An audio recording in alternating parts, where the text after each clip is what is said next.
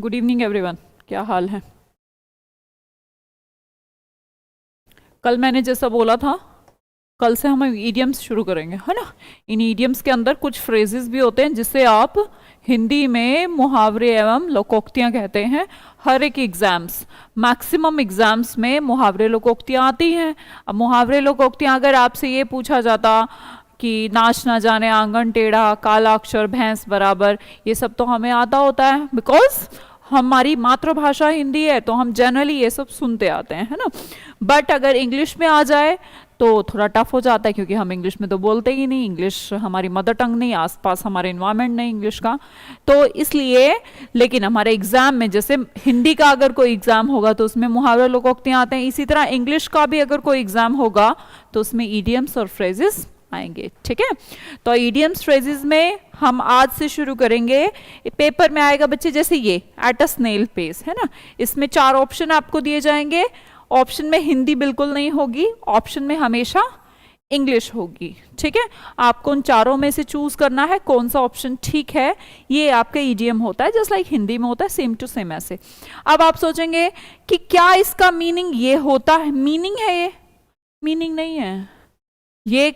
होने को ये बहुत टफ होते हैं, होने को ये बहुत इजी भी हैं, ठीक है। अब वो आपकी मेंटेलिटी पे डिपेंड करेगा। अगर आप इसे मीनिंग के थ्रू देखेंगे तो इतने टफ हैं कि कभी नहीं हो सकते, क्योंकि आप ही सोचिए ना, लिखा कुछ और है, मीनिंग कुछ और निकल रहा है, समझना कुछ और है। जैसे हिंदी में हम कहते थे काला अक्षर है और भैंस बराबर है, मतलब क्या होता था कि भाई इसको क्या बता रहे हो, इसको तो इस चीज की नॉलेज ही नहीं, बताओ कौन बंदा कौन नॉलेज, वहां कह रहे हो काला अक्षर भैंस बराबर। आप कहते नाच ना जाने आंगन टेढ़ा, कोई आंगन और टेढ़ा नाचना कुछ नहीं होता, उसका मतलब ये होता है कि काम तो करना आता नहीं है, बहाने बना रहा है। अब देखो, अगर हम इस पे जाते कि उसका मीनिंग क्या निकल रही, तो बहुत टफ कहानी बन जाती। अब हमें दिखता कुछ और है, होता कुछ और है, तो आप अपना दिमाग थोड़ा खोल के रखिएगा। बहुत ज़्यादा है भी नहीं, ऐसा नहीं कि अपने को कोई लाखों करोड़ों करने, मैक्सिमम 500-600 मैं आपको यहाँ पे कराऊंगी, कुछ आपको शीट्स और प्रैक्टिस के थ्रू दूंगी, तो मैक्सिमम 700-800 बस, इससे ज़्यादा नहीं, ठीक है। शुरू करें। ट्राई मैं करूंगी थोड़ा आपको बताने का कि कैसे आप याद रख सकते हैं, कुछ आपको थोड़ा प्रैक्टिस से भी हो जाएगा। फर्स्ट देखेंगे, फर्स्ट ईडियम है हमारा at a snail pace. Snail pace का मतलब होता है धीमी गति। अब आपको कोई लिंकिंग क्रिएट करनी पड़ेगी, मैम ये स्नेल पेस, आपने पेस मेकर सुना है, हृदय की गति को मापने के लिए पेस मेकर का प्रयोग किया जाता है, राइट। हृदय की गति को मापने के लिए पेस मेकर, मतलब कि पेस का मतलब फिर क्या होगा, गति होगा, इसीलिए तो यहां लिखा है धीमी गति से, ठीक है। एट अ स्नेल, स्नेल कहते हैं स्लो को, तो एट अ स्नेल पेस का रिलेशन हो गया धीमी गति। इंग्लिश में आप बोलेंगे सी वेरी स्लोली। आपको कुछ ना कुछ रिलेट करना पड़ेगा, जैसे हमने यहाँ पेस दिखा लिया, पेस से पेस मेकर माने गति, तो वहां से हमें याद हो जाएगा, ठीक है। ऐसे रिलेट करना पड़ेगा। एट अ स्नेल पेस का मतलब होता है धीमी गति से। नेक्स्ट देखेंगे eight Logar heads. Logar heads का रिलेशन होता है कैसी स्थिति, शत्रुता की स्थिति। इन डिस्प्यूट क्वारलिंग, दो बंदे आपस में लड़ रहे हैं, कैसे लड़ रहे हैं, सिर मिलाए हुए हैं, हाथ से हाथ, जैसे पहलवान वगैरह कुश्ती करते हैं ना, ऐसे इनके क्या है, लोगर हेड्स, एक दूसरे से हेड मिला रखे इन्होंने, यूं देखी होंगे आपने, कुश्ती वगैरह देखी हो, दोनों हाथों से ऐसे पकड़ के और सिर मिला लेते हैं मल्ल युद्ध करते हुए, तो उन्होंने अपने हेड्स को आपस में मिला रखा है, कॉन्ट्राडिक्टरी, तो इसे कहेंगे कैसी स्थिति, एनमिटी, डिस्प्यूटिंग, क्वारलिंग, ठीक है। तीसरा देखेंगे all at sea. All at sea का मतलब होता है पूर्ण रूप से भ्रमित, हम कह लें कंप्लीटली कंफ्यूज्ड। कैसे याद करें, मान लो कि कुछ कोई ऐसे समंदर में चला गया, नाव लेके यहाँ पे फंस गया, अब वो उसको क्या दिखाई आ रहा है, रास्ता नजर आ रहा है कि किनारे पे कहाँ कैसे जाए, तो उसको हर तरफ क्या दिखा रहा है, ऑल एट सी। इधर देख रहा है, इधर भी समंदर, इधर भी समंदर, इधर भी समंदर, किनारा कहीं नजर ही नहीं आ रहा। अब बताओ ये बेचारा नाव को वापस कहाँ लेके जाए, इस डायरेक्शन में चलाए, इसमें चलाए, इसमें चलाए, इसमें चलाए, पता ही नहीं। तो जब ऐसी सिचुएशन हो जाती है ना, ऑल एट सी, चारों तरफ क्या दिखने लग जाता है, समंदर, किनारा दिख ही नहीं रहा, तो कंफ्यूज हो जाएगा ना बंदा, तो इसे बोलेंगे कंप्लीटली कंफ्यूज्ड। हम बाद में आपको रिवाइज करवा देंगे, अभी आप धीरे धीरे समझते रहिएगा, 1-2 दिन लगेंगे अजीब, क्योंकि इसे सिनोनिम पढ़ के आए हैं, थोड़े दिनों बाद अपने आप आदत हो जाएगी। एट 6s and 7s, इसका मतलब होता है 6 7, 6, 7, आपके पास नंबरिंग पड़े हैं कुछ नंबर्स 1 2 3 4, कह रहे हैं यार सबको नंबर लगा दे, और आप उनको क्या करें एट 6 7, तुम्हें नहीं पता 6 कहाँ लगाना है 7 कहाँ लगाना है, तो आपने एक व्यवस्था फैला रखी है कैसी, एट 6 एंड 7 की, पता नहीं कहीं 6 फैला रखे कहीं 7 फैला रखे, बल्कि 6 के बाद 7 आना चाहिए था ना। तो ये जो सिचुएशन होती है इसे इंग्लिश में कहते हैं डिसऑर्डर, कहीं 6 फेंक दिया कहीं 7 फेंक दिया कहीं 4 फेंक दिया कहीं 3, नंबरिंग में लगाए नहीं, तो इसे कहते हैं डिसऑर्डर, अस्त व्यस्त। ठीक है, नेक्स्ट वर्ड देखेंगे आर्म चेयर जॉब, जो कि आप चाहते हैं अगर आप गवर्नमेंट जॉब की तैयारी कर रहे हैं तो सबसे पहला कंसर्न हमारा ये होता है कुर्सी की नौकरी चाहिए, एकदम कैसी, इनकम अच्छी हो, काम कुछ ना करना पड़े, इसीलिए लोग गवर्नमेंट जॉब में जाते हैं। पर आजकल ये सिनेरियो के चक्कर में मत रहिएगा, ज़माना बदल गया है, अब ऐसा नहीं है, अब आप कोई भी जॉब करेंगे मेहनत तो उसमें होगी ही होगी, पर इंसान चाहता है आर्म चेयर जॉब, कैसी जॉब, चेयर की जॉब। चेयर की जॉब कैसी होती हैं, जो अच्छी चेयर पे बैठते हैं मतलब उनकी गुड इनकम, पैसे वैसे खूब कमाते हैं, job with high comfort, comfort भी बहुत है, अच्छी चेयर मिली है, राइट। नेक्स्ट है हमारे पास वर्ड है an axe to grind, an axe to grind, axe समझते हैं कुल्हाड़ी वगैरह को बोलते हैं, है ना, ग्राइंड करना, तो कोई लगा पड़ा है अपना जो हथियार है उसको ग्राइंड करने, इसका मतलब कोई ना कोई उद्देश्य है ना, ऐसे ही थोड़ा ना कोई हथियार तेज करता है, तो ये भी अपनी कुल्हाड़ी को ग्राइंड कर रहा है, ग्राइंड मतलब समझ रहे हैं, ग्राइंडर जैसे हम कहते हैं, जैसे चाकू को भी ग्राइंड करा जाता है, खुरदरा हो जाए तो काटता नहीं है, तो वो भी ग्राइंड हो गया, तो ये भी अपनी एक्स को ग्राइंड कर रहा है, एक्स मतलब कुल्हाड़ी, तो उसे बोलेंगे स्वार्थ से भरा उद्देश्य है, कुछ ना कुछ पर्पज है उसका, ऐसे ही थोड़ा बे मतलब बैठा बैठा कर रहा है। मान लो आप चाकू को ग्राइंड करते हैं तो सब्जी काटनी है ना आपको, है ना, खाना बनाना होगा, तो वही है something done for selfish reason, अपने सेल्फिश रीजन के लिए कोई काम करना क्या कहलाता है, an axe to grind. Next word है एन आयरन विल, कैसी इच्छा, विल का मतलब क्या, इच्छा, कैसी, आयरन जैसी, आयरन जैसी का मतलब है कि दृढ़ इच्छा शक्ति, स्ट्रॉन्ग व्हील पावर, ठीक है, बहुत मेरी स्ट्रॉन्ग व्हील पावर है, आयरन जैसी विल है, लोहे जैसी इच्छा है मेरी कि मैं पीछे नहीं हटूंगा, मुझे ये काम करना ही करना है, तो उसे बोलेंगे दृढ़ इच्छा शक्ति, राइट। नेक्स्ट वर्ड देखेंगे अ thorn in the flash, thorn क्या होता है, कांटा, थॉर्न क्या होता है, कांटा, फ्लैश क्या होता है, मांस। मान लो कोई नॉनवेज खा रहा है, नॉनवेज खाते हुए जैसे सब ठीक है अच्छा ही लगता है ना, मैं नहीं खाती वैसे, ऐसा मत सोचेगा, पर जो लोग खाते हैं वो बताते हैं, पर मान लो खा रहे हैं एकदम लजीज लग रहा है, और उस दौरान उसके फ्लैश खाते खाते नॉनवेज खा रहा था, थॉर्न आ जाए बीच में, मुंह में कांटा आ जाए, तो कैसा लगेगा उसको, ऐसा ही लगेगा जैसे ये काम में होने वाली बाधा, आराम से स्मूथ काम चल रहा था, आराम से खा रहा था, उसके बीच में क्या आ गया, कांटा, तो कांटा पड़ जाना, a constant source of annoyance, annoyance समझा चुकी हूं क्या होता है, जो चीज आपको तंग करे, आपके काम में आपको जो तंग इरिटेट करे, परेशान करे, इसने भी तो ये फ्लैश के बीच में कांटा आ गया तो परेशान कर दिया, है ना। देखो वापस नो की नो अभी समझ लो, एट अ स्नेल पेस, ध्यान से रखिएगा, कैसे याद किया, at a snail pace, slowly, pace का मतलब ही गति होता है, ये आप क्रिकेट वगैरह में भी ये वर्ड सुनते हैं, एट अ स्नेल पेस का मतलब हो गया धीमी गति। नेक्स्ट वर्ड देखेंगे eight Logar heads, Logar heads का मतलब क्या, वो बच्चे कि ऐसे सर मला के दोनों लड़ाई कर रहे हैं, तो इसे बोलेंगे शत्रुता की स्थिति, इन डिस्प्यूट या क्वारलिंग, ओके। नेक्स्ट वर्ड है ऑल एट सी, ध्यान से सोचें क्या बोला था मैंने, क्या नजर आ रहा है उसको, समंदर ही समंदर नजर आ रहा है, तो क्या हो गया बंदा, कंफ्यूज हो गया, तो कंफ्यूजन की सिचुएशन। अभी आपको थोड़ा अजीब लग रहा होगा, उसका कारण है कि एकदम फ्लो हम अलग वर्ड्स पढ़ रहे थे, एकदम से अलग हो जाना, पहला कारण ये। दूसरा, अभी आपके पास सिर्फ ये है, राइट, अभी आप इसको पढ़ लें, फिर जब आपको ऑप्शन मिलेंगे 4 तो अपने आप याद आ जाएगा। ऐसा होता है कि पेपर में तो अपने ऑप्शन आएंगे, अपने को ऐसे नहीं लिखना कि ये आएगा और ये लिखना है, अपना ये पूछा जाएगा ओ लेट्स सी, 4 ऑप्शन होंगे, उसमें कंफ्यूजन भी होगा, क्वारलिंग भी होगा, स्लो भी होगा, तो आप कैसे ना कैसे आपको याद आ ही जाएगा और आप उसको टिक कर ही दोगे, देख लेना, मैं प्रैक्टिस कराऊंगी, समझ जाओगे। नेक्स्ट देखिएगा नेक्स्ट क्या था, एट सिक्सेस एंड सेवन्स, क्या मतलब है 6 7 का, कहीं 6 फैला रखा है कहीं 7 फैला रखा है, तो इसे बोलेंगे इन डिसऑर्डर। आर्म चेयर जॉब, कैसी होती है आर्म चेयर जॉब, आराम की नौकरी, आसान नौकरी, और आय कैसी होती है, इनकम कैसी होती है, ज्यादा, तो आर्म चेयर जॉब को ये कहते हैं गुड इनकम जॉब। अगला वर्ड देखेंगे एनेक्स टू ग्राइंड, क्यों कर रहा था कोई ग्राइंड बंदा, क्योंकि उसके पीछे उसका जरूर कोई पर्पस था, something done for selfish reasons, selfish reasons की वजह से किया गया काम क्या कहलाता है, an axe to grind. An iron will, कैसी इच्छा, लोहे जैसी, तो दृढ़ इच्छा शक्ति, strong will power.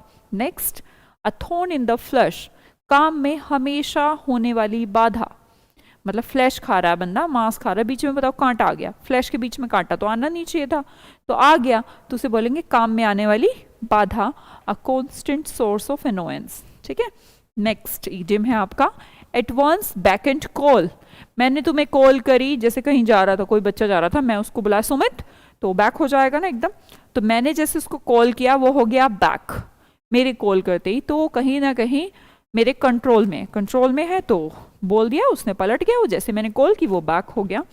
Eight one's beck and call, इस बैक का स्पेलिंग BAC की मत समझिएगा, यही है बैक एंड कॉल, बस ऐसे याद करने के लिए, कॉल किया बैक आ गया, तो इसका बताइए आप किसी को बुलाएं और वो आपके कहने से वापस आ जाए, तो आपके किस में है, वो कंट्रोल में है, तो नियंत्रण में होना, अंडर वंस कंट्रोल, किसी के कंट्रोल में। ठीक है, नेक्स्ट वर्ड है एन एसिड टेस्ट, आप अगर 12th में आपके पास कभी साइंस रही हो तो आपने एक्सपेरिमेंट किए हो केमिस्ट्री वगैरह के, तो जिस टेस्ट में एसिड यूज होता हो, बताइए जला देगा ना एसिड, तो है ना, तो हम बोलेंगे ऐसा टेस्ट जो एसिड टेस्ट है भैया, गंभीर परीक्षण या फिर क्रिटिकल टेस्ट, क्या कैसा टेस्ट, बड़ा ही गंभीर टेस्ट को ही कहा जाता है एसिड टेस्ट, समझ रहे हैं ना आप, एसिड मीनिंग ही थोड़ा ऐसा हो गया टिपिकल टाइप का, है ना, क्रिटिकल टाइप का, तो जिस टेस्ट के अंदर एसिड यूज हो रहा है तो वो टेस्ट भी बड़ा क्रिटिकल हुआ, गंभीर हुआ, राइट। नेक्स्ट देखें, ऑल आई फॉर एन आई, आपने सुना होगा हाथ के बदले हाथ, आंख के बदले आंख, पैर के बदले पैर, ऐसी सिचुएशन कौन सी, आई फॉर एन आई, आंख के बदले आंख, मतलब कि टिट फॉर टैट, सुना होगा मूवीज में, तो बहुत कॉमन है, पर हाँ ये नहीं सुना होगा eye for an eye, tit for tat सुना होगा, जैसा करोगे वैसा पाओगे, इसे कहेंगे जैसे को तैसा। नेक्स्ट, एट वंस, ये तो सुनते ही हम, एट वंस, एक ही समय पर, वंस तो टाइम को इंडिकेट करता है ना, तो वंस का मतलब हो गया at the same time, instant time, उसी समय पर, जिस समय पर क्लास हो रही थी उसी टाइम पर नेट चला गया, तो ये हो गया एट वंस। अगला वर्ड देखेंगे एट होम, एट होम का मतलब क्या होता है, आरामदायक स्थिति, या फिर हम बोलें कंफर्टेबल, कैसे सोचेंगे भैया, घर पे मान लो, देखो दो तरीके हैं आपके जैसे पढ़ाई करने के, एक तो आप क्लास में बैठ के कर रहे हैं, एक अभी आप घर पे बैठ के कर रहे हैं, घर पे बैठ के अब आधे से ज़्यादा तो लेट के पढ़ रहे होंगे, या फिर आधे लेट के पढ़ रहे होंगे, पीछे टेक तो ज़रूर लगा रखी होगी, ठंड हो रही होगी तो हो सकता है कंबल भी पाँव पे हो, तो इस तरीके से पढ़ाई हो रही होगी, लेकिन जो क्लास में बैठा वो कर सकता है ऐसा, वो थोड़ा सा भी ऐसे लेटने की कोशिश करेगा तो मैं तुरंत टोक दूंगी, तो पागल है क्या, जाके अपने सो जा, ऐसा ही होगा। तो एट होम, घर पे जो है ना माहौल, वो सबसे आरामदायक स्थिति है, आपकी सबसे कंफर्टेबल सिचुएशन है, इसीलिए ईडियम प्रयोग किया जाता है क्या, एट होम। अगर आपसे कोई बोला जाए एट होम तो आप समझ जाएंगे कैसा स्थिति, कंफर्टेबल, आरामदायक। अगला वर्ड देखेंगे, next idiom is an old head on young shoulders, समझिए ओल्ड हेड है मतलब सिर तो पुराना, और शोल्डर्स कितने, यंग, किसी जवान के कंधे पर बोझ ज्यादा आ जाना, ओल्ड हेड मतलब सर में, सर किसका प्रतीक हो गया, सर की टेंशन बहुत है, हेड ओल्ड हो गया, लेकिन शोल्डर्स यंग है, मतलब बंदा जवान है बट उसके ऊपर रिस्पॉन्सिबिलिटी ज्यादा आ गई, तो ऐसी सिचुएशन में ईडियम है इंग्लिश में an old had on young shoulders, अपनी उम्र से ज्यादा, अपनी उम्र से ज्यादा कोई इंसान मिलते हैं जिनकी एज कम होती है पर उनका जो बोलने का स्टाइल है या उनके उससे तो ऐसा लगता है बड़ा ही यार एक्सपीरियंस है, तो अपनी उम्र से ज़्यादा अच्छा बोलना, अपना बातें करना या फिर जिम्मेदारियां होना, ये सब an old had on young shoulders. ठीक है, अ चाइल्ड और young person who thinks and talks like an older and experienced है तो अभी यंग, है तो अभी बच्चा, पर बातें कैसे कर रहा है, बड़ों वाली। तो कैसा हेड है, ओल्ड। तो एक्सपीरियंस दिखा ऐसा रहा है कि बहुत एक्सपीरियंस है, ऐसे सिचुएशन में आप यूज करते हैं an old head on young shoulders. Next देखेंगे ऑलिव ब्रांच। ऑलिव ऑयल सुना होगा, है ना, ठंडा होता है काफी, ऐसे याद कर लेते हैं। ऑलिव ब्रांच का मतलब होता है शांति निवेदन, एक पीस रिक्वेस्ट भेजना, पीस ट्रीटी। पुराने जमाने में अगर आप हिस्ट्री पढ़े हो तो आपने सुना होगा जैसे राजा महाराजा एक दूसरे के पास ऑलिव ब्रांच भेजा करते थे। क्या भेजा करते थे, ऑलिव ब्रांच, पीस रिक्वेस्ट, शांति निवेदन। नेक्स्ट है एप्पल ऑफ डिस्कॉर्ड। बताओ डिस्कॉर्ड का मतलब क्या है, झगड़ा, पढ़ा चुकी हूं। एक एप्पल है जिसके ऊपर झगड़ा पड़ गया, एप्पल ऑफ डिस्कॉर्ड। तो झगड़े का कारण, मैटर ऑफ डिस्प्यूट, डिस्प्यूट माने झगड़ा। ओके, नेक्स्ट देखो एप्पल ऑफ वंस आई। हम कहते थे आंख का तारा, तो ये आंख का क्या है, सेब। इंग्लिश में आंख का सेब होता है, हिंदी में आंखों का तारा होता है।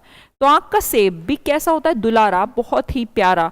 अगर हिंदी में बोलते हैं आंखों का तारा, इंग्लिश में बोलते हैं एप्पल ऑफ वंस आई, आंखों का एप्पल होना। तो इसे बोलेंगे वेरी लवेबल या फिर डियरेस्ट वन। ठीक है, अगला वर्ड देखेंगे एप्पल पाई ऑर्डर। बहुत सारे एप्पल हैं, वो कश्मीर से मंगवाए गए, है ना, फिर आपने उनको पेटी वेटी खोल के देखा तो आपने एप्पल को पाया कैसा, ऑर्डर में, एकदम सही, तो बिल्कुल ठीक हालत में, इन गुड कंडीशन। बहुत सारी पेटियां एप्पल की मंगवाई गई, फिर वो घर पे आई तो आपने पाई कि सब कुछ क्या है, बढ़िया है, सारे एप्पल ऑर्डर में है, ठीक हालत में है, अच्छी कंडीशन में है। ओके, नेक्स्ट देखेंगे एट अ लॉस। एक बंदा बिजनेस में बहुत लॉस में चला गया, बहुत लॉस में चला गया, तो बताइएगा वो निर्णय ले पाएगा, नहीं, माइंड तो वैसे ही खराब हो गया, कितना तो लॉस हो गया।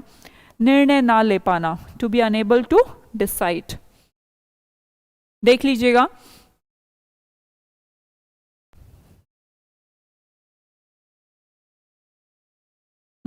समझिए, at one's beck and call कैसे याद किया था, कोई आपको कॉल करे और आप क्या हो जाएं, बैक हो जाएं, तो इसे क्या बोलेंगे, at one's beck and call, नियंत्रण में होना, अंडर वंस कंट्रोल, किसी के कंट्रोल में। एन एसिड टेस्ट, जिस टेस्ट के अंदर एसिड का प्रयोग किया जाए वो कैसा टेस्ट हो गया, क्रिटिकल टेस्ट, है ना। नेक्स्ट आसान है, आई फॉर एन आई, आंख के बदले आंख, जैसे को तैसा। एट वंस, एट वंस क्या कहेंगे, एक समय पर। अगला वर्ड एट होम, घर पे कैसा, comfortable. Old head on young shoulders, बंदा जवान है, सिर बड़ों वाला है, इसका मतलब अपनी उम्र से ज्यादा। ओलिव ब्रांच, ओलिव ठंडे का प्रतीक, शांति निवेदन। एप्पल ऑफ डिस्कॉर्ड, डिस्कॉर्ड का मतलब झगड़ा, एक एप्पल है जिसपे झगड़ा पड़ गया, बंदे दो हैं, एप्पल एक है, तो झगड़ा कर रहे हैं, मैं खाऊंगा मैं खाऊंगा, तो इसे कहेंगे एप्पल ऑफ डिस्कॉर्ड, झगड़े का कारण। ठीक है, matter of dispute. Next word apple of one's eye, किसी की आंख का एप्पल नहीं, किसी की आंख का तारा, बहुत ही प्यारा, very lovable and dearest one.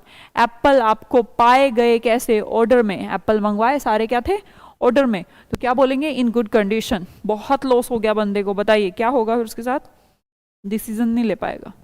अगला वर्ड देखेंगे एट अ पिंच, कोई बात पिंच हो जाना, जब कहते हैं ना कि यार बहुत ही समस्या में हूं, पिंच हो गई मेरे को, तो क्या, क्यों मुंह फुलाए हुआ है यार, मैं, उसने मुझे ये कह दिया, मेरे को तो पिंच हो गई ये बात।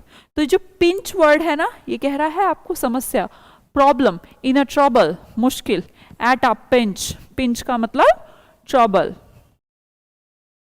नेक्स्ट वर्ड है at arm's length, at arm's length.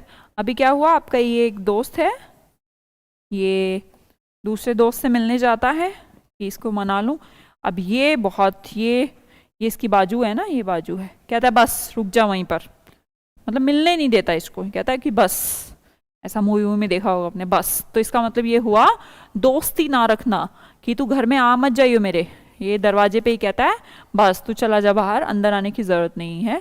तो एट आर्म्स लेंथ, हम ये जो लेंथ बना लेते हैं आर्म की, उनसे बना लेते हैं, वो गले लगने आ रहा था, हमने कह दिया हट जा, तो ये हमने क्या बना ली, डिस्टेंस बना ली, तो इसे बोलेंगे अवॉइड बिकमिंग टू फ्रेंडली, दोस्ती ना रखना, दोस्ती ना रखना। ठीक है, अगला वर्ड है at daggers drawn, daggers dagger drawn, dagger drawn का मतलब डैगर वैसे दुश्मनी को ही रिलेशन है ना। ड्रैगन सुना होगा आपने, ड्रैगन भूत प्रेतो जैसे राक्षस टाइप ड्रैगन है ना, तो वो आपस में कट्टर दुश्मनी को शो करता है। डैगर्स, डैगर्स होते हैं जो आपस में जैसे डॉग होते हैं, लाइक ऐसे समझ लेते हैं डॉग। आपने देखा होगा एक मोहल्ले के डॉग हैं, डू यू नो, कुत्तों का भी अपना एक एरिया होता है, उनका भी एक स्पेसिफाइड उनकी गली है, उस गली में दूसरी गली का लेना भों भों भों भों, उन्होंने लड़ाई करना शुरू कर देना, होता है ऐसा। तो ये जो डैगर्स मतलब डॉग भी सारे के सारे होते हैं, इनकी बड़ी आपस में दुश्मनी होती है, कट्टर दुश्मनी। दूसरे मोहल्ले का डॉग दूसरे में नहीं जा सकता है ना, लड़ाई करना, भोंक भोंक के उसको उसके मोहल्ले तक छोड़ के आएंगे। तो इसे बोलेंगे डैगर्स डांस। सिचुएशन कैसी है, कट्टर दुश्मनी, टू हैव बिटर एनमिटी, शत्रुता का भाव। नेक्स्ट देखेंगे ओल्ड फ्लेम। ओल्ड मतलब पुरानी, पुरानी ज्वाला, पुरानी ज्वाला तो नहीं है, पुराना प्यार जरूर है। पुराना प्यार, a person who had a romantic relation, किसी पर्सन से आपके रोमांटिक रिलेशन रहे हो पुराना, अभी फिलहाल में नहीं, टाइम गया वो भी गया, तो ऐसे बोलेंगे ओल्ड फ्लेम, पुराना प्यार। ठीक है, अगला वर्ड है अ fish out of water. A fish out of water को कहेंगे अनकंफर्टेबल सिचुएशन। फिश को अगर वाटर से निकाल दिया जाए, बताइए मुझे, मछली तो जल की रानी है ना, जीवन उसका पानी है, तो उसे पानी से बाहर निकाल देंगे तो कैसी हो जाएगी, अनकंफर्टेबल सिचुएशन हो जाएगी, है ना, फड़फड़ाने लग जाएगी, तो इसे बोलेंगे uncomfortable. A fish out of water is a situation of uncomfortness. Next, a hard nut to crack. एक ऐसा नट, नट बोल्ट तो सुने हो ना, जिसे खोलना क्रैक करना बड़ा ही मुश्किल हो, तो ऐसी समस्या हार्ड है बेटा, है ना, हार्ड माने मुश्किल, नट माने नट, नट बोल्ट जो होते हैं, क्रैक मतलब उसको खोलना, क्रैक करना, उसको खोलना बहुत मुश्किल है, इसे बोलेंगे गंभीर समस्या, अ डिफिकल्ट प्रॉब्लम। नेक्स्ट है हमारे पास वर्ड है ऑल इन ऑल, सब में सब, ऑल इन ऑल। अगर आप इस फ्रेज को यूज करें कि ऑल इन ऑल सबसे इंपॉर्टेंट, क्या बोलेंगे, ऑल इन ऑल, सब में सब, कि सब कुछ तो है, सब में भी बताते रहिए सबसे ज्यादा सब कौन है, ऑल इन ऑल कौन है, किसी के लिए उसकी मदर होती है, किसी के लिए उसके फादर होते हैं, फैमिली होती है, फ्रेंड होते हैं, जो भी किसी की, हर किसी की लाइफ में ऑल इन ऑल नाम की एक चीज है, सबसे महत्वपूर्ण, मोस्ट इंपॉर्टेंट। अगला वर्ड देखेंगे आचिल। आचिल, जो आशिल वर्ड है ना, ये कहता ही वीक को है। अगर ये आपको मीनिंग इंडिकेट हो जाए तो आशिल हिल का मतलब होता है कमजोर पक्ष, इंसान की कमजोरी। जिस तरह मैंने बोला कि इंपॉर्टेंट होता है इंसान के लिए कुछ ना कुछ, ऑल इन ऑल कुछ होता है, इस तरह इंसान की कोई एशिल हिल भी होती है, मतलब कि कमजोर पक्ष भी होता है। अ स्मॉल बट फटल वीकनेस, जो आपकी छोटी है पर घातक है, ऐसी कमजोरी। अगला है एड फ्यूल टू फायर। आग में फ्यूल डालना। बताइए, आग में अगर फ्यूल डालेंगे, हिंदी में घी कहते हैं, इंग्लिश में फ्यूल कहते हैं। फ्यूल तो समझते हैं, पेट्रोल डीजल ये सब फ्यूल है। अगर आग में फ्यूल डालेंगे तो वो क्या होगी, और ज्यादा मुद्दा खराब होगा, तो इसे बोलेंगे to make a matter worse, किसी मैटर को और ज्यादा खराब कर देना। मान लो दो बंदे लड़ रहे थे, लड़ाई कर रहे हैं, आप जाके उनको मना नहीं रहे, छुड़वा नहीं रहे, छुड़वाने की बजाय मार साले को एक और, है ना, तो ऐसे आपका ये काम रहता है, हम सब यही काम करते हैं। कुछ लोग छुड़वाने का काम करते हैं, कुछ भड़काने का काम करते हैं, है ना, तो जो भड़काने का काम करते हैं उनके लिए इंग्लिश में वर्ड यूज करते हैं एड फ्यूल टू फायर। तो उन्होंने क्या कर दिया, आग में घी डाल दिया, to make a matter worse. अगला वर्ड है एट स्टेक। स्टेक का मतलब होता है, स्टॉक मार्केट सुने हो, स्टॉक मार्केट,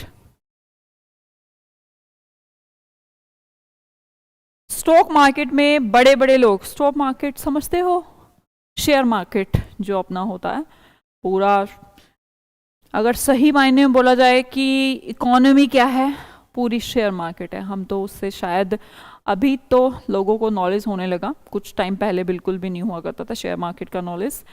बड़ी बड़ी कंपनीज का जो कैपिटल है, जो कहते हैं इतने करोड़ की कंपनीज है, वो इतने करोड़ की कंपनीज कैसे है, कहाँ से आ रही है वो फंडिंग, लोग स्टॉक खरीद रहे हैं, शेयर खरीद रहे हैं, है ना।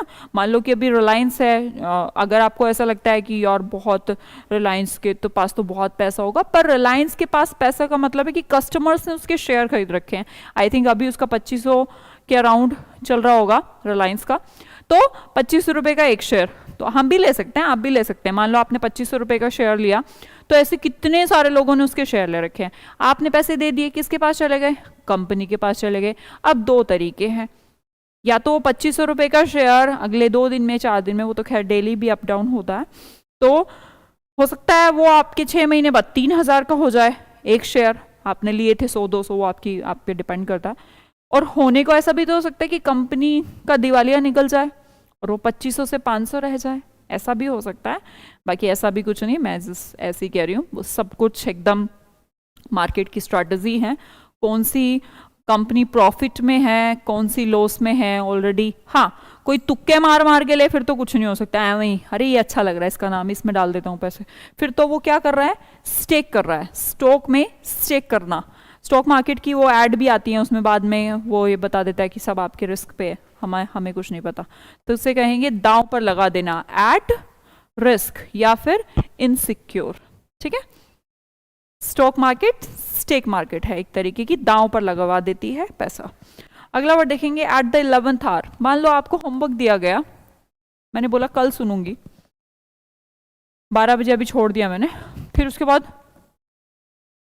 आप पूरे दिन नहीं पढ़ रहे, खेल रहे हो, और लास्ट का बस 11वां घंटा आ गया, आपको पता अब तो यार आखिरी समय आ गया, अब तो करना ही पड़ेगा होमवर्क। पूरा दिन खेले हो और एकदम 11th आवर पर, दिन में 12 घंटे, 12 घंटे में से आपको 11 घंटे कोई होश नहीं आया कि मुझे काम करना है, 11वें घंटे में काम कर रहे हो, तो इसे क्या बोलेंगे, अंतिम समय में, एट लास्ट मोमेंट।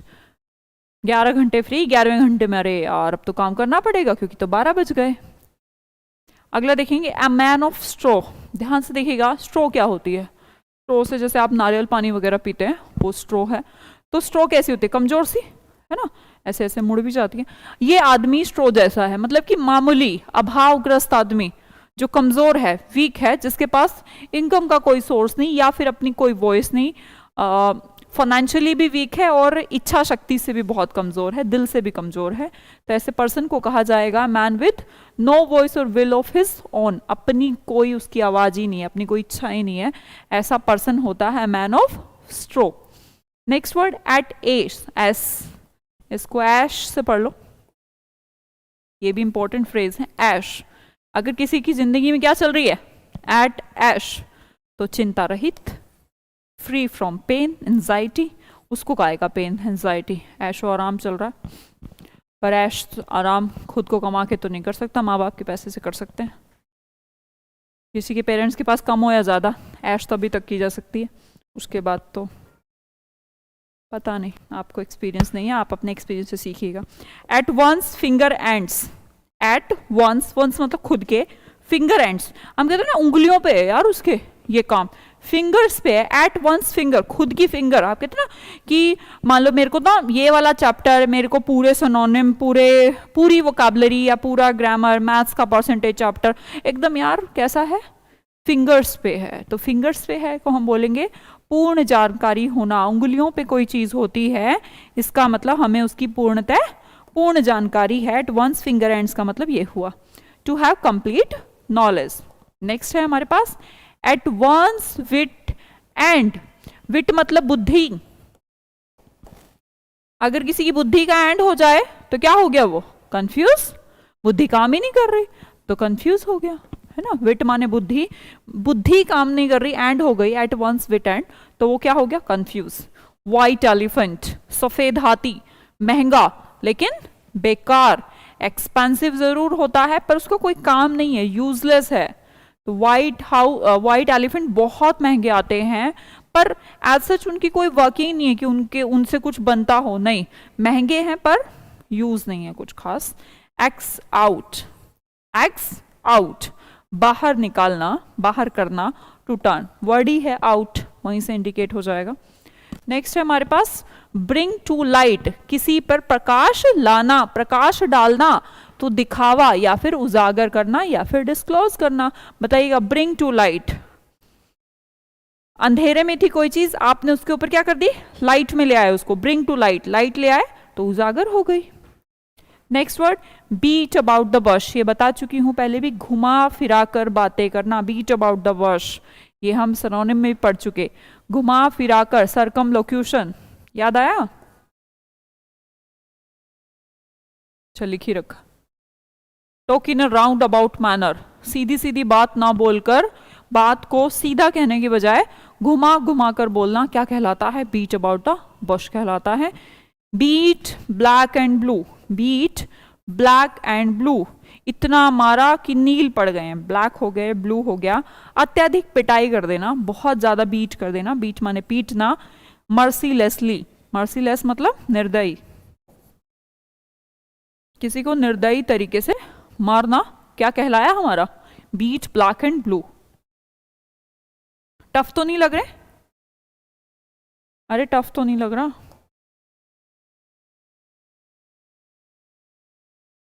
यहां तक हो गया था? चलो, एप्पल ऑफ वन सा ये भी हो गया। देखिएगा, एट अ पिंच, पिंच जब हमें कोई चीज हो जाती है तो हम क्या है? प्रॉब्लम में, समस्या में है, तभी तो हमें वो बात पिंच हो गई। तो पिंच होने के बाद अगला वर्ड लिखेंगे इन अ ट्रबल। नेक्स्ट इडियम है हमारा एट आर्म्स लेंथ। आपसे कोई मिलने आया और आपने कितनी लेंथ बना ली उससे? साथ साथ पढ़ते रहे मेरे, ताकि एक बार रिवाइज हो जाए। एट आर्म्स लेंथ क्या होता है? आर्म्स लेंथ दोस्ती ना रखना, अवॉइड बिकमिंग टू फ्रेंडली, दूर रहे मेरे से। At daggers drawn, at daggers drawn का मतलब है जैसे कौन करते थे? डॉग्स क्या करते हैं? कट्टर दुश्मनी, to have bitter enmity. Next old flame, old मतलब पुरानी, पुरानी फ्लेम जिसे देखकर कुछ याद आने लगे, पुराना कुछ याद आने लगे, वो होता है आपका पुराना प्यार। A person had a romantic relationship. अगला वर्ड देखिएगा फिश आउट ऑफ वाटर, पानी से बाहर मछली, कैसी? Uncomfortable situation. अब ये मत सोचने लग जाना कि ये सिर्फ मछली के लिए होता है, ये मुहावरे हैं, इंसान के लिए यूज होते हैं, है ना। A hard nut to crack, ऐसा नट जिसे क्रैक करना क्या हो? हार्ड हो, मुश्किल हो, गंभीर समस्या, a difficult problem. Next all in all, all in all क्या कहलाता है? सबसे इंपॉर्टेंट, सबसे इंपॉर्टेंट कौन है तेरे लिए? All in all. अगला एशल हील, अभी तो इंपॉर्टेंट था, अभी हमने कहा तेरी कमजोरी क्या है, किसी का कमजोर पक्ष एशल हील कहलाता है। अगला एड फ्यूल टू फायर, क्या करना? आग में फ्यूल डालना, आग में घी डालना, मुद्दे को और भड़का देना जानबूझ के, इंटेंशनली। एट स्टेक, स्टेक का कैसे याद किया? रिस्क, स्टॉक मार्केट में सब लगाते हैं ना, वो रिस्क है, पैसा रिस्क है, बढ़ भी सकता है, घट भी सकता है। नेक्स्ट है एट द 11th आवर, कौन से घंटे में काम किया आपने? 11वें घंटे में, मतलब कि अंतिम समय में, एट लास्ट मोमेंट। अगला अ मैन ऑफ स्ट्रो, स्ट्रो माने स्ट्रो जिससे आप जूस वगैरह पीते हैं, कैसी होती है? कमजोर सी होती है। ये आदमी बताओ स्ट्रो का बना है, तो मामूली आदमी, एक ऐसा इंसान जिसकी अपनी कोई वॉइस और इच्छा ना हो, ठीक है। A man of no substance भी इसको कहा जाता है। एट एस, एश से याद रखिएगा, ऐश, जो आदमी ऐश में, उसको बताओ कोई चिंता है? कोई चिंता नहीं। Free from pain and anxiety, कोई पेन एंजाइटी नहीं है उसे। एट वंस फिंगर एंड्स, सब कुछ कहाँ है? उंगलियों पे, तो जो चीज आपको उंगलियों पे याद है उसे कहते हैं पूर्ण जानकारी होना, to have complete knowledge. Next word at one's wit end, किसी की बुद्धि का, and confuse, puzzle, perplex. A white elephant, सफेद हाथी कैसा होता है? महंगा होता है, पर कैसा? बेकार। Expensive but useless. X out, क्या करना? किसी को आउट कर देना, बाहर निकालना। ब्रिंग टू लाइट, किसी के ऊपर लाइट डालना, प्रकाश डालना, मतलब कि डिस्क्लोज कर दी बात आपने। बीट अबाउट द बश, घुमा फिरा कर बातें करना, to talk in a roundabout manner, सीधा मुद्दे की बात ना कर कर घुमा फिरा के बातें करना। अगला बीट ब्लैक एंड ब्लू, इतना बीट किया, बीट माने पीटा, कि नील पड़ गए, ब्लैक हो गई बॉडी, ब्लू हो गई बॉडी, तो उसे बोलेंगे अत्यधिक पिटाई करना, बीट मर्सीलेसली। नेक्स्ट है बीट द रिकॉर्ड, कोई रिकॉर्ड किसी ने बना रखा था, किसी दूसरे बंदे ने आकर क्या कर दिया? उसका रिकॉर्ड बीट कर दिया, तो आप क्या बोलेंगे? पहले से अच्छा किया उसने, तभी तो बीट द रिकॉर्ड किया। मान लो विराट कोहली ने 31,000 रन बना रखे थे कुछ मैचेस में, जो भी मैचेस रहे होंगे उसमें, फिर उसी रिकॉर्ड को मान लो रोहित शर्मा ने आके 32,000 कर दिया, तो बताइएगा पहले से अच्छा किया ना उसने, जो भी रिकॉर्ड था किसी के नाम तो उसने बेटर कर दिया, तो उसे बोलेंगे पहले से अधिक अच्छा। क्या कोई अपना ही रिकॉर्ड बीट कर सकता है? अपना भी कर सकता है, किसी ने अपना बीट किया रिकॉर्ड, उसको भी हम इसी तरीके से बोलेंगे पहले से अच्छा किया। To do better than ever before, पहले से अच्छा करना। चलिए आगे बोलेंगे beat hollow.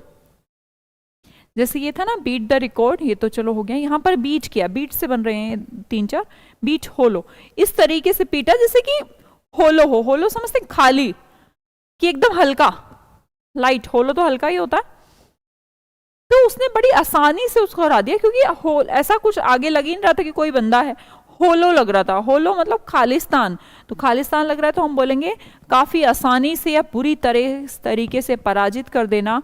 To beat thoroughly and कन्विंसली मतलब होता है आसानी से, कोई ज्यादा एफर्ट ही नहीं लगा, आपको लगा बीट कर दिया आपने होलो आराम से।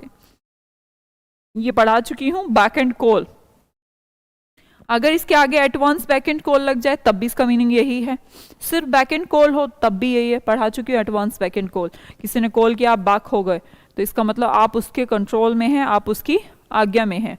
Ready to obey order instantly.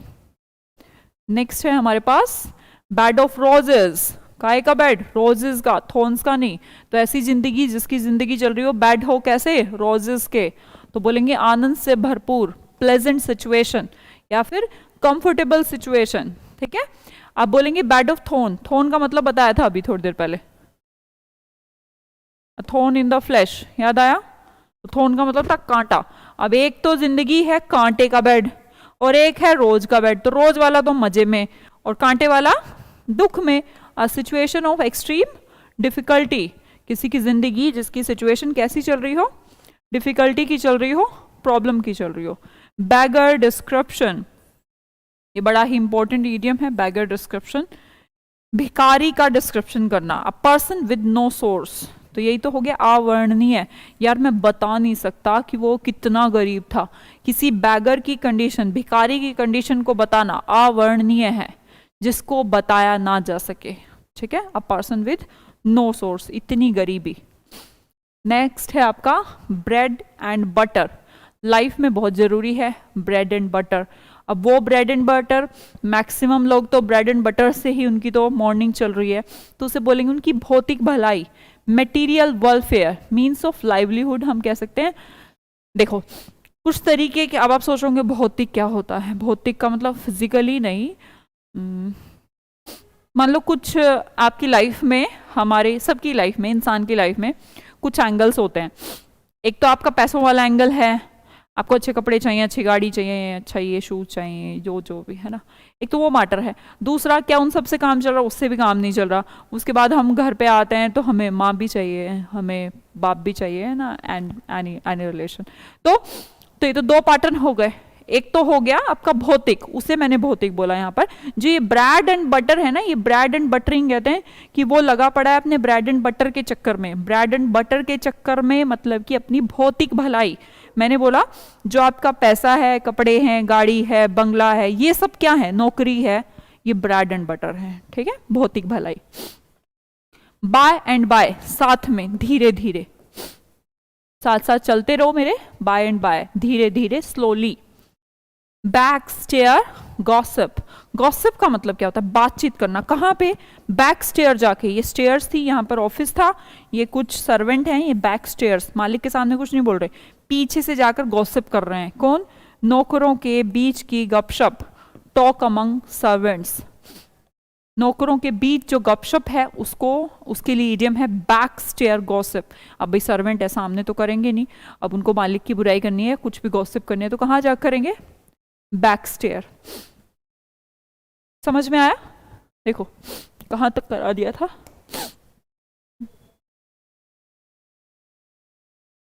बस 3 ही रहती है। बीट द रिकॉर्ड, रिकॉर्ड को बीट कर देना, पिछले रिकॉर्ड को बीट कर देना, पहले से अधिक अच्छा कर देना।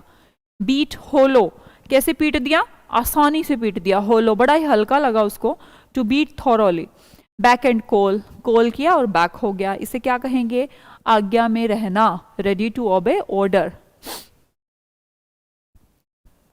नेक्स्ट देखेंगे bed of roses, bed of thorns, दोनों को एक साथ समझ लीजिए। रोज का जो बेड है, रोज मतलब गुलाब शायद, हाँ रोज मतलब गुलाब, अगर वो तो फिर ऐसा सिंबल हो गया कैसा, प्लेजेंट, आनंद का, हैप्पीनेस का। और जो थॉर्न हो गया कांटा, वो ऐसा हो गया दुख से भरी हुई जिंदगी। तो एक अच्छी जिंदगी है बेड ऑफ रोजेस वाले की और बेड ऑफ थॉर्न्स वाले की गंदी जिंदगी है, बस इतना सा है। बैगर का डिस्क्रिप्शन, भिखारी की हालत कैसी है, अवर्णनीय। Bread and butter, bread and butter क्या होते हैं, इंसान की भौतिक भलाई, इमोशनल नहीं, भौतिक भलाई है, ठीक है। अगला वर्ड देखेंगे बाय एंड बाय, धीरे धीरे, ये एक फ्रेज है simple. Back stair gossip, stair के बैक में जाके गॉसिप कर रहे हैं लोग, बातचीत कर रहे हैं, कौन कर रहे हैं, नौकरों के बीच की गपशप, टॉक अमंग सर्वेंट्स। चलिए बस आज की स्लाइड्स इतनी ही थी, खत्म हुई। कल मिलते हैं शाम को 4 बजे, जो भी आपका टाइम रहेगा। Bye bye.